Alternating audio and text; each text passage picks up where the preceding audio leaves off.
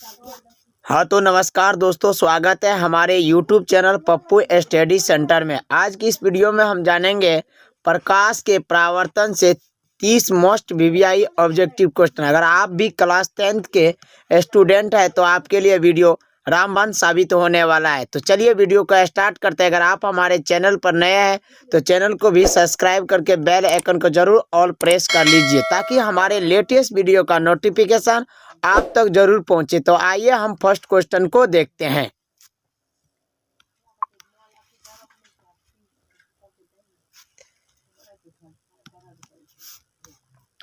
पहला प्रश्न है, प्रकाश किसका रूप है? धारा का है या ऊर्जा का है या शक्ति का है या इनमें से कोई नहीं? तो प्रकाश किसका रूप है? तो यानी ऊर्जा का रूप है। प्रकाश एक ऊर्जा का रूप है। ऑप्शन बी करेक्ट आंसर हो जाएगा। इसे भी आप लोग अच्छी तरह से याद रखिएगा। आइए अगला क्वेश्चन 2 नंबर प्रश्न को देखते हैं, जो कि काफी महत्वपूर्ण प्रश्न है। प्रकाश की चाल सबसे अधिक किस माध्यम में होती है? निर्वात में होती है या हवा में या जल में या शीशा में? तो प्रकाश की चाल सबसे अधिक किस माध्यम में होती है? तो यानी निर्वात में। ऑप्शन ए बिल्कुल सही हो जाएगा। इसे भी आप लोग अच्छी तरह से याद रखिएगा। आइए अगला क्वेश्चन 3 नंबर प्रश्न को देखते हैं, जो कि काफी महत्वपूर्ण प्रश्न है। प्रकाश की चाल सबसे पहले किसने ज्ञात किया? तो इसका करेक्ट आंसर हो जाएगा रोमर। ऑप्शन सी को याद रखिएगा। प्रकाश की चाल सबसे पहले किसने ज्ञात किया? तो यानी रोमर। ऑप्शन सी को याद रखिएगा। आइए अगला क्वेश्चन चौथा प्रश्न को देखते हैं, जो कि काफी महत्वपूर्ण प्रश्न है। अगर आप हमसे पहले आप आंसर अगर जानते हैं तो हमारे कमेंट बॉक्स में आप लोग आंसर देते चलिए। तो आइए चौथा प्रश्न को देखते हैं। प्रकाश के परावर्तन के कितने नियम है? तो मित्रों आपको बताना है प्रकाश के परावर्तन के कितने नियम है। यानी 1 नियम है या 2 नियम है या 3 नियम है या 4 नियम है? तो प्रकाश के परावर्तन के कितने नियम है तो आपको बताना है। यानी 2 नियम है। ऑप्शन बी सही हो जाएगा। आप लोग इसे भी याद रखिएगा। आइए अगला क्वेश्चन 5वां प्रश्न है। काफी महत्वपूर्ण क्वेश्चन है। किस दर्पण में बड़ा प्रतिबिंब बनता है? किस दर्पण में बड़ा प्रतिबिंब बनता है? समतल दर्पण या अवतल दर्पण या उत्तल दर्पण या इनमें से कोई नहीं? तो मित्रों आपको बताना है किस दर्पण में बड़ा प्रतिबिंब बनता है। तो इसका करेक्ट आंसर हो जाएगा ऑप्शन बी। बोलिए ऑप्शन बी सही हो जाएगा। 100% ऑप्शन बी सही है। अवतल दर्पण में बड़ा प्रतिबिंब बनता है। ऑप्शन बी को आप लोग अच्छी तरह से याद रखिएगा। आइए अगला क्वेश्चन की ओर बढ़ते हैं। छठा प्रश्न है आपका, जो कि काफी इम्पोर्टेंट प्रश्न है। दाढ़ी बनाने में कौन सा दर्पण का उपयुक्त होता है? या हजामती करने में कौन सा दर्पण का उपयोग होता है?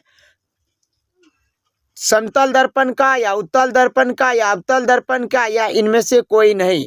या चेहरा देखने में अगर आपसे कहा जाए चेहरा देखने में कौन सा दर्पण का उपयोग तो होता है, तो आप लोग याद रखिएगा अवतल दर्पण का उपयोग होता है। ऑप्शन सी करेक्ट आंसर हो जाएगा। इसे भी आप लोग अच्छी तरह से याद रखिएगा। आइए अगला क्वेश्चन 7वां प्रश्न को देखते हैं, जो कि काफी महत्वपूर्ण प्रश्न है।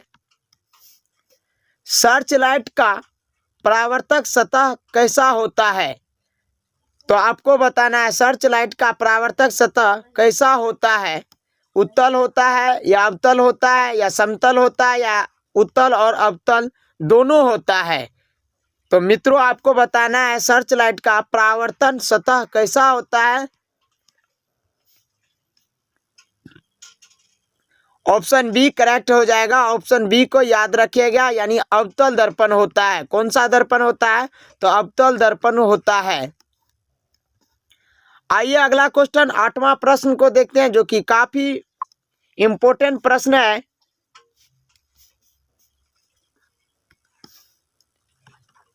दर्पण का सूत्र इनमें से कौन है? दर्पण का सूत्र आपसे पूछा जाए, दर्पण का सूत्र क्या होता है? तो यानी 1/u plus 1/v plus 1/u बराबर 1/f, यानी 1/v प्लस में 1/u बराबर 1/f होता है। ये दर्पण का सूत्र है, इसे भी आप लोग अच्छी तरह से याद रखिएगा। दर्पण का सूत्र क्या होता है? तो यानी ऑप्शन डी सही हो जाएगा। आइए अगला क्वेश्चन 9 नंबर प्रश्न को देखते हैं, जो कि काफी महत्वपूर्ण प्रश्न है। किस दर्पण में केवल आभासी प्रतिबिंब बनेगा? किस दर्पण में केवल आभासी प्रतिबिंब बनेगा? तो आपको बताना है समतल दर्पण में या अवतल दर्पण में या उत्तल दर्पण में या समतल तथा उत्तल दोनों दर्पण में। तो किस दर्पण में आभासी प्रतिबिंब बनता है? तो इसका समतल तथा उत्तल दोनों दर्पण सही हो जाएगा, यानी समतल दर्पण तथा उत्तल दर्पण, ऑप्शन डी करेक्ट आंसर हो जाएगा। इसे भी आप लोग अच्छी तरह से याद रखिएगा। आइए अगला क्वेश्चन 10 नंबर प्रश्न को देखते हैं, जो कि काफी महत्वपूर्ण प्रश्न है। ईंट क्या है? ईंट कौन सा पदार्थ है? पारदर्शी पदार्थ है या अपारदर्शी पदार्थ है या पारभासी पदार्थ है या इनमें से कोई नहीं है?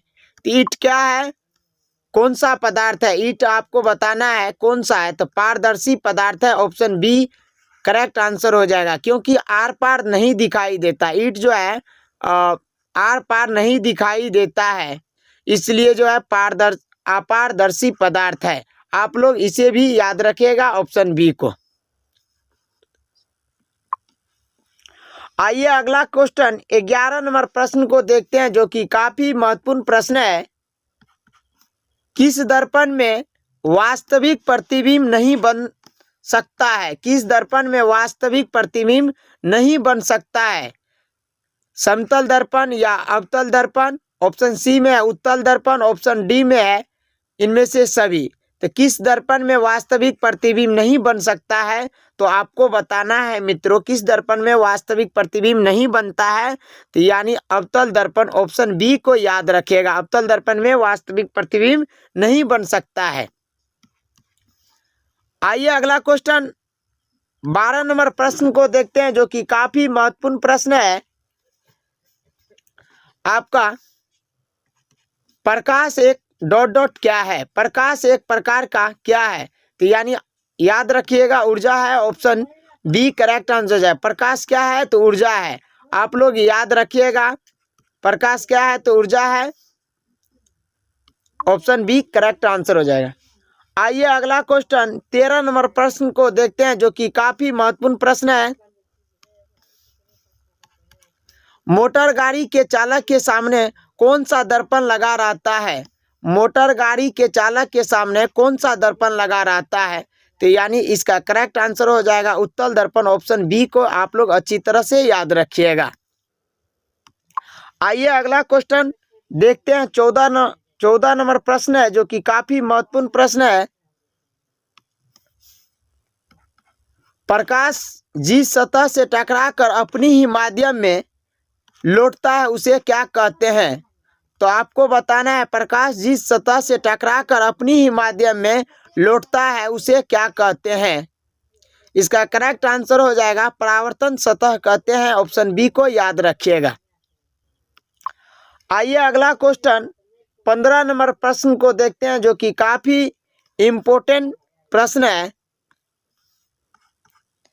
अवतल दर्पण की फोकस दूरी, उसकी वक्रता त्रिज्या क्या होती है? तो मित्रों आपको बताना है अवतल दर्पण की फोकस दूरी, उसकी वक्रता त्रिज्या क्या होगी? तो यानी आधी हो जाती है, ऑप्शन बी को याद रखिएगा। आइए अगला क्वेश्चन 16 नंबर प्रश्न को देखते हैं, जो कि काफी महत्वपूर्ण प्रश्न है। समतल दर्पण से किस वस्तु का प्रतिबिंब बनता है? समतल दर्पण से किस वस्तु का प्रतिबिंब बनता है? वास्तविक बनता है या आभासी बनता है या बड़ा बनता है या छोटा बनता है? तो आपको बताना है समतल दर्पण से किस वस्तु का प्रतिबिंब कैसा बनता है? तो यानी वास्तविक बनता है, ऑप्शन ए करेक्ट आंसर हो जाएगा। आभासी प्रतिबिंब बनता है, यानी ऑप्शन बी को आप लोग अच्छी तरह से याद रखिएगा। आइए अगला क्वेश्चन 17 नंबर प्रश्न को देखते हैं, जो कि काफी महत्वपूर्ण प्रश्न है। उत्तल दर्पण द्वारा बना प्रतिबिंब कैसा होता है? उत्तल दर्पण द्वारा बना प्रतिबिंब कैसा होता है? तो आपको मित्रों बताना है, उत्तल दर्पण द्वारा जो प्रतिबिंब बनता है वो हमेशा सीधा बनता है या हमेशा उल्टा बनता है, या सीधा भी और उल्टा भी, या इनमें से सभी गलत है। तो उत्तल दर्पण द्वारा जो बना प्रतिबिंब कैसा होता है? तो इसका करेक्ट आंसर हो जाएगा हमेशा सीधा बनता है। ऑप्शन ए को याद रखिएगा, ऑप्शन ए को लेगा आप लोग। आइए अगला क्वेश्चन 18 नंबर प्रश्न को देखते हैं, जो कि काफी महत्वपूर्ण प्रश्न है। काल्पनिक प्रतिबिंब हमेशा कैसा बनता है? काल्पनिक प्रतिबिंब हमेशा कैसा होता है? तो यानी सीधा होता है, यानी ऑप्शन ए करेक्ट आंसर हो जाएगा, सीधा होता है। काल्पनिक प्रतिबिंब हमेशा कैसा होता है? वह सीधा होता है, ऑप्शन ए को याद रखिएगा। आइए अगला क्वेश्चन 19 नंबर प्रश्न को देखते हैं, जो कि काफी महत्वपूर्ण प्रश्न है। अवतल लेंस का आवर्धन क्या होता है?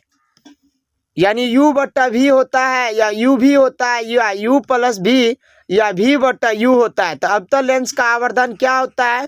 तो आप लोग याद रखिएगा, यानी u भी होता है, ऑप्शन बी को याद रखिएगा। आइए अगला क्वेश्चन 20 नंबर प्रश्न को देखते हैं, जो कि काफी महत्वपूर्ण प्रश्न है। 20 नंबर प्रश्न है, प्रकाश की किरणें गमन करती है, प्रकाश की किरण किस रेखा में गमन करती है? तो याद रखिएगा आप लोग, सीधी रेखा में गमन करती है, ऑप्शन ए करेक्ट आंसर हो जाएगा। आइए अगला क्वेश्चन 21 नंबर प्रश्न को देखते हैं, जो कि काफी महत्वपूर्ण प्रश्न है। आभासी प्रतिबिंब दर्पण पर कहां पर बनता है? कहां पर बनता है? यानी पीछे बनता है, या सामने बनता है, या आगे, या नहीं बनता है? तो आभासी प्रतिबिंब दर्पण का कहां पर बनता है? तो यानी पीछे बनता है, ऑप्शन ए को याद रखिएगा। आइए अगला क्वेश्चन 22 नंबर प्रश्न को देखते हैं, जो कि काफी इंपॉर्टेंट प्रश्न है। सोलर कुकर में किस दर्पण का व्यवहार किया जाता है? तो मित्रों, सोलर कुकर में किस दर्पण का व्यवहार किया जाता है? तो याद रखिएगा, अवतल दर्पण का व्यवहार किया जाता है, ऑप्शन ए करेक्ट आंसर हो जाएगा। सोलर कुकर में किस दर्पण का व्यवहार किया जाता है? तो यानी अवतल दर्पण का उपयोग किया जाता है। आइए अगला क्वेश्चन 23 नंबर प्रश्न को देखते हैं, जो कि काफी इंपॉर्टेंट प्रश्न है।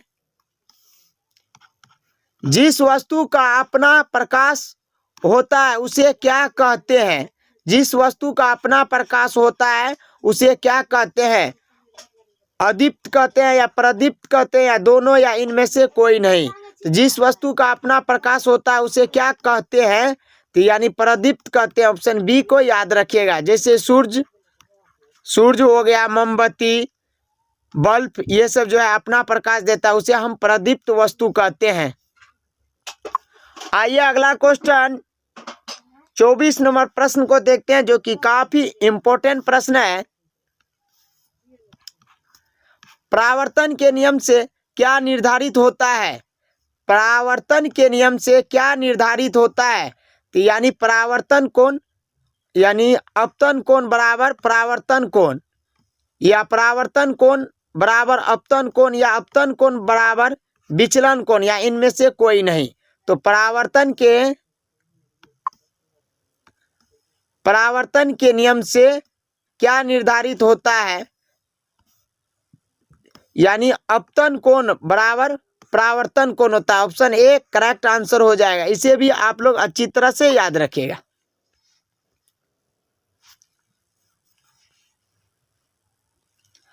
आइए काफी महत्वपूर्ण प्रश्न को देखते हैं, जो कि 25 नंबर प्रश्न है। उत्तल दर्पण द्वारा बना प्रतिबिंब कैसा होता है? उत्तल दर्पण द्वारा बना प्रतिबिंब कैसा होता है? तो आपको बताना है काल्पनिक और उल्टा, या काल्पनिक और सीधा, या वास्तविक और उल्टा, या वास्तविक और सीधा। तो उत्तल दर्पण द्वारा बना प्रतिबिंब कैसा होता है? तो आपको बताना है मित्रों, उत्तल दर्पण द्वारा जो प्रतिबिंब बनता है वो कैसा बनता है, यानी काल्पनिक और सीधा बनता है। ऑप्शन बी करेक्ट आंसर हो जाएगा। इसे भी आप लोग अच्छी तरह से याद रखें। आइए अगला क्वेश्चन 26 नंबर प्रश्न को देखते हैं, जो कि काफी महत्वपूर्ण प्रश्न है। लेंस में मुख्य फोकस की संख्या कितनी होती है? यानी 2 या 1 या 3 या इनमें से कोई नहीं। तो लेंस में मुख्य फोकस की संख्या कितनी होती है? तो यानी 2 होते हैं। ऑप्शन ए को याद रखिएगा। लेंस में मुख्य फोकस की संख्या कितनी होती है? तो 2 होती है। ऑप्शन ए करेक्ट आंसर हो जाएगा। आइए अगला क्वेश्चन 27 नंबर प्रश्न को देखते हैं, जो कि काफी महत्वपूर्ण प्रश्न है।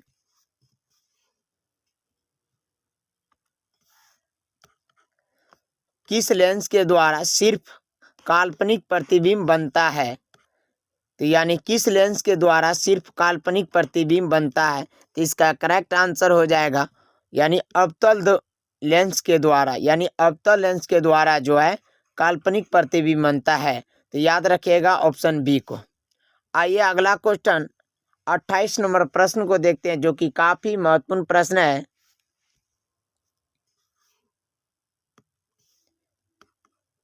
एक प्रतिबिंब का आकार हमेशा वस्तु के बराबर है तो कैसा दर्पण होगा?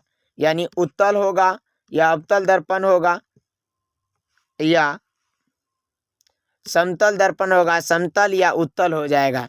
तो यानी एक प्रतिबिंब का आकार हमेशा वस्तु के बराबर हो तो दर्पण कैसा होगा? तो यानी इसका करेक्ट आंसर हो जाएगा ऑप्शन नंबर सी, यानी समतल दर्पण होगा। ऑप्शन सी को आप लोग अच्छी तरह से याद रखिएगा। आइए अगला क्वेश्चन 29 नंबर प्रश्न है, जो कि काफी महत्वपूर्ण प्रश्न है। किस दर्पण का फोकस दूरी ऋणात्मक लिया जाता है? किस दर्पण का फोकस दूरी ऋणात्मक लिया जाता है? तो मित्रों आपको बताना है समतल दर्पण या अवतल दर्पण या उत्तल दर्पण, या इनमें से कोई नहीं।